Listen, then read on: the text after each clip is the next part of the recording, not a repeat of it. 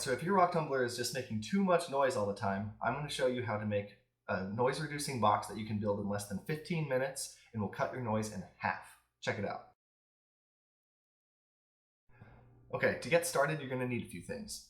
First your rock tumbler, then a small box that can fit over your rock tumbler, then a small roll of fiberglass insulation, some box cutters, a stapler, duct tape, and lastly a large box that can fit over your smaller box. Alright, the first thing you're going to want to do is take the smaller of your two boxes and cut off one end.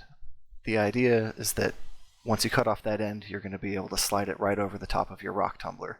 It doesn't have to be pretty, you just want to cut off any of the extra flaps and make sure that it's relatively flat. So this next step is probably the trickiest part of the whole operation, but stick with me. You're going to need a box that's about 2 inches wider in each dimension from your smaller box. The idea here is that you're going to set the bigger box on top of the smaller one, and we're going to line it with the fiberglass insulation. I lucked out here and I had one that would work without hardly any cutting, but if you just have a bigger cardboard box, you can cut that up and slice and dice and tape it up with some duct tape and you'll be just fine. So I duct taped everything together. I made sure the flaps were all kept down, and then I just cut the end off just like I did with the first box. At this point, most of the hard part is done.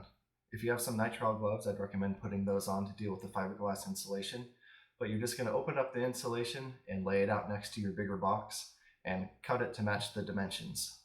As you can see, I just laid it out next to the box, scored it, cut it apart, and put the paneling in. After you put the one on the bottom in, then I'd recommend you put your smaller box in just to check the size, and then take it back out and keep cutting. You're just going to line every single wall. I ended up only using one of the rolls of fiberglass insulation. Depending on how big your boxes and your tumbler are, you may need more. It would probably be better to do some measurements before you start cutting. What I did was just put all the fiberglass insulation in there and then cut off the ends afterwards to match the size of my smaller box, and that worked just fine. I also ended up taping up the ends just to cover up the fiberglass insulation, make sure it didn't get very messy. I just covered it all up in duct tape, and it's not the cleanest look, but it does work. So one of the biggest objections that people have to building a box like this is that their motor might overheat. But I've run some experiments to address this issue.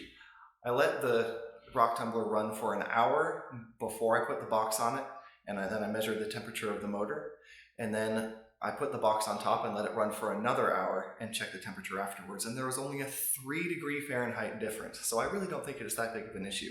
But just in case you're worried about this, I decided to cut a hole in the side of my box so that the motor could be ventilated. I want to show you where the ventilation holes are for the motor. See, right in here, I shot my thermometer gun right through there and took the temperature of the motor. Then I cut a hole in my box here, so when it goes right over the top, we have room for ventilation. So I'm going to let this run for an hour again and check the temperature at the end.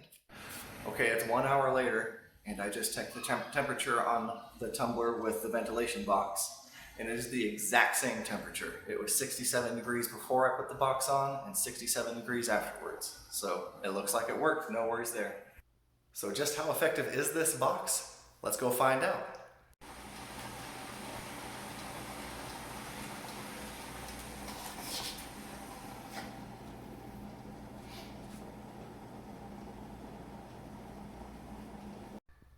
That's a 10 decibel difference, a whopping 50%. I'd say that worked out pretty well. If you want more tips on how to reduce the noise on your rock tumbler, or just rock tumbling in general, head on over to rockhoundresource.com. Thanks guys.